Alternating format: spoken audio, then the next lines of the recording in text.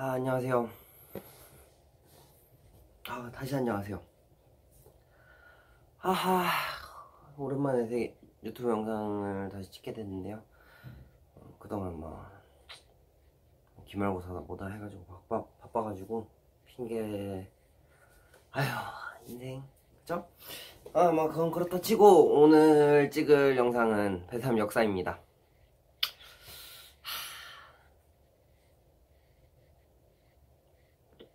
베트남 역사에 관해서 하나하나 짚어보는 그런 시간을 갖도록 하겠습니다.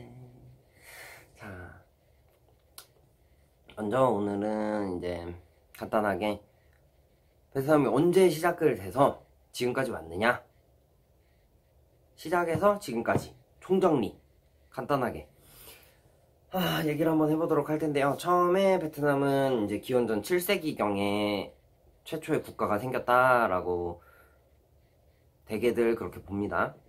그래서 구석기 시대, 신석기 시대에도 다 이제 사람이 살고 있었고, 근데 이제 최초의 부족 국가가 생긴 게 기원전 7세기쯤에 반란 국가라는 국가가 생겼어요.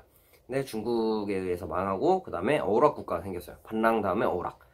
그 다음에 이제 남월이라는 나라가 생겼는데, 그거는 중국 사람이 세운 나라다. 나라가 이제 중국 사람이 세운 나라가 베트남 쪽으로 넘어와서 세운 나라라서, 옛날에는 베트남 역사를 봤는데 요새는 이제 베트남 역사를 안 보는 그런 추세이고요. 그래서 그 다음에 이제 베트남이 중국의 지배를 받게 됩니다. 그러니까 중국의 한 성이 된 거죠. 그냥 뭐 성이라든지 뭐 군, 주, 뭐 이런 형태로 해서 그냥 중국의 일부가 됩니다. 그게 1117년, 그러니까 약 1100년 동안 중국의 지배를 받다가 베트남이 독립을 합니다. 독립을 해서 이제 나타난 나라가 응호왕조, 그 다음에 딩왕조, 그 다음에 전래왕조, 리왕조, 쩌낭조, 호왕조, 그 다음에 이제 호왕조가 한 대만에 명나라한테 망하면서 다시 이제 베트남 나라를 잃어요. 나라를 잃었는데, 이제 또 레러이라는 사람이 레왕조를 또 세워요. 그러니까 아까 레왕조 있었죠? 독립하고 나서 응호왕조, 그 다음에 딩왕조, 그 다음에 레왕조라 그랬어요. 레왕조, 근데 또 리왕조, 쩌낭조, 호왕조를 거치고, 그 다음에 중국 지배, 그 다음에 또 레왕조가 들어갑니다. 그러니까 우리나라도 조선이 처음에 생겼잖아요. 그 다음에 이제 또 마지막에 또 조선이 생겼죠. 그러니까 조선을 고조선이라고 그러잖아요.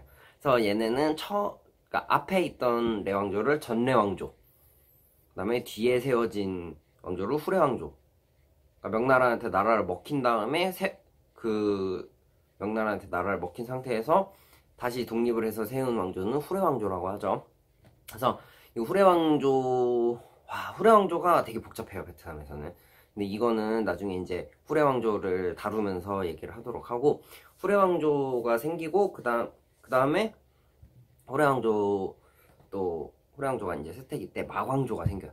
마광조가 생기고, 그 다음에 이게 후래왕조에 되게, 그러니까 1국과 2왕 시대 뭐 이런 시대도 있고, 뭐 남북 분열, 그 다음에 남북조 시대를 거쳐서 남북 분열 시대 뭐 이렇게 되고, 그러니까 남북조 시대는 남쪽과 북쪽에 왕조가 두 개씩 있다. 그러니까 후래왕조인데, 후래왕조랑 마광조랑 같이 존재하는 거예요. 그러니까 우리나라의 그 신라 발해 뭐 이렇게 존재하듯이, 뭐 삼국시대 이런 것처럼. 그래서 그러니까 생긴 건 후래왕조가 먼저 생겼고, 그 다음에 이제 마광조가 후래왕조를 갈아엎었는데 후래왕조가 다시 생겼어요. 그래서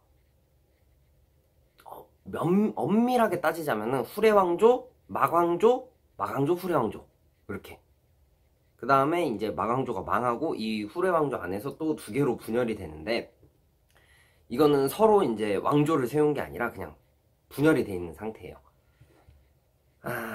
그래서 근데 이 분열이 돼 있는 상태인데 떠있던 왕조라고 또 생겨요. 얘네를 둘 다 없애고 떠있던 왕조가 또 살아나고, 그 떠있던 왕조를 또 없애고 나타난 게 응우엔 왕조 해서 베트남의 마지막 왕조가 됩니다. 응우엔 왕조까지가 베트남 전통 시대에 이제 근현대로 넘어가기 전까지 응우엔 왕조가 마지막인데, 이 응우엔 왕조는 후레 왕조가 생겨서 그 남북 분열 시대라고 하는 거 있잖아요. 그래서 남쪽에 있던 사람이 뭐 우여곡절 끝에 이제 세운 나라가 응우엔 왕조다, 뭐 이렇게 볼 수가 있어요. 그래서 응우엔 왕조 시대 때가 이제 우리가 아는 완전 근대, 전근대라고 하죠. 그래서 뭐 세계대전, 1차 대전, 2차 대전, 그 다음에 뭐 식민지 전쟁 겪고 이제 현 근현대로 이렇게 넘어오고 이렇게 되는데, 베트남은 프랑스의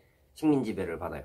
프랑스의 식민 지배를 받다가 프랑스의 식민 지배를 받다가 이제 파시즘이 퍼지면서 일본, 독일, 이탈리아 했는데, 이 중에는 이제 아시아, 동아시아, 동남아시아 이쪽에는 일본이 이제 들어오죠.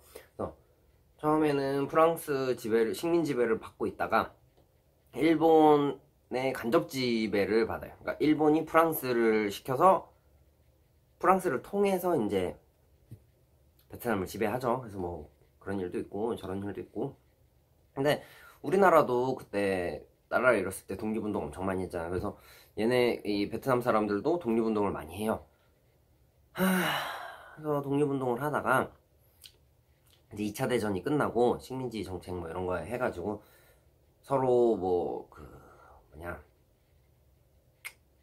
베트남 그 식민지 국가였던 나라들을 독립시키자 해서 그 신탁톡지를 하게 됐는데, 처음에는 이제 북쪽에는 장개석, 그리고 남쪽에는 영국군이 이렇게 들어오기로 했어요. 근데 프랑스도 승리국이니까 프랑스도 이제 같이 들어와서 프랑스가 베트남을 다시 재식민지화 하려고 합니다. 그래서 프랑스랑 베트남이랑 전쟁이 벌어지게 되죠. 그때 그게 이제 1차 인도차이나 전쟁이 벌어지게 되고, 그 다음에 2차 인도차이나 전쟁은 우리가 다 아는 미국이랑 베트남. 엄밀히 따지면 이것도 좀 다른데, 그냥 미군이 베트남전에 참전을 하고 우리나라도 이제 박정희 대통령 때 파병을 보냈죠, 여기 베트남으로. 그래서 2차 인도차이나 전쟁이 나오고, 그 다음에 3차 인도차이나 전쟁 거쳐서 베트남이 이제 지금에 이르게 됐죠. 그 다음에 사회주의 국가가 됐으니까 우리나라랑은 수교를 끊고 있다가 92년도인가 도이머이 정책 통해서 개방을 합니다. 그래서 그 후로 그때부터 이제 지금까지 이어져 오고 있다, 이렇게 보시면 될 것 같습니다. 저 다음에는